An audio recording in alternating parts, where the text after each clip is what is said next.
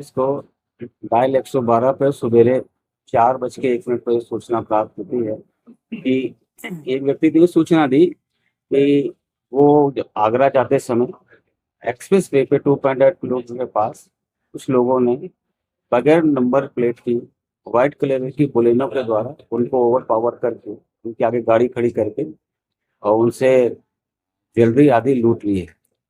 इस संबंध में उनकी सूचना के आधार पर तत्काल थाना बीटा में अभियोग पंजीकृत कराया गया सुसंगत धाराओं में और उच्च अधिकारी के निर्देशन में 5 टीमों का गठन किया गया। इसमें हमारे एडीसीपी लेवल के अधिकारी भी थे, कुछ अधिकारी सेंट्रल नोएडा जोन के भी हमारे एडीसीपी साहब थे, हमारे एडीसीपी साहब ग्रेटर नोएडा के थे।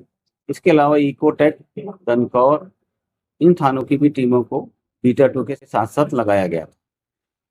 सूचना मिलने पर इलेक्ट्रॉनिक सर्विलांस के जरिए और लोकल इंटेलिजेंस के जरिए हम लोग को यह पता चला कि इस घटना में 5 अभियुक्त शामिल हैं, जिनके पास से 100% रिकवरी हुई है और इन सभी अभियुक्तों को और घटना में प्रयुक्त कार को आईएफएस गोल चक्कर के पास इनको गिरफ्तार कर लिया गया है और जिनके पास से सारी रिकवरी हुई। बरामद माल की कितनी कीमत बताई है? बरामद माल की कीमत बाजार के रेट के हिसाब से लगभग 1,38,00,000 के आसपास की कीमत। इनके और भी साथी हैं अभी?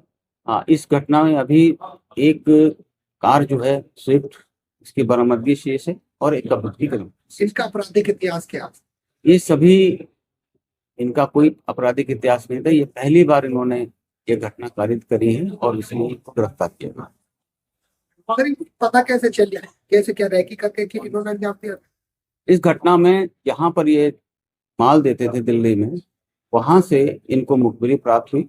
ये पहले से कर्ज में डूबे हुए थे और इनको पैसे की सख्त जरूरत थी। इसके अलावा जिस आदमी ने मुखबिरी करी उसको भी पैसे की जरूरत थी, वो भी कर्ज में डूबा हुआ था।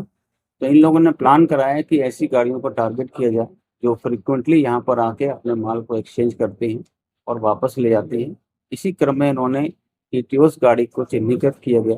व्यापारी आगरा के थे और उन्होंने देखा कि ये सबसे सॉफ्ट टारगेट है, इसमें केवल 2 ही व्यक्ति होते हैं और लगभग पिछले 2 सप्ताह से ये लोग माल लेके आते थे और यहाँ से माल ले जाते थे।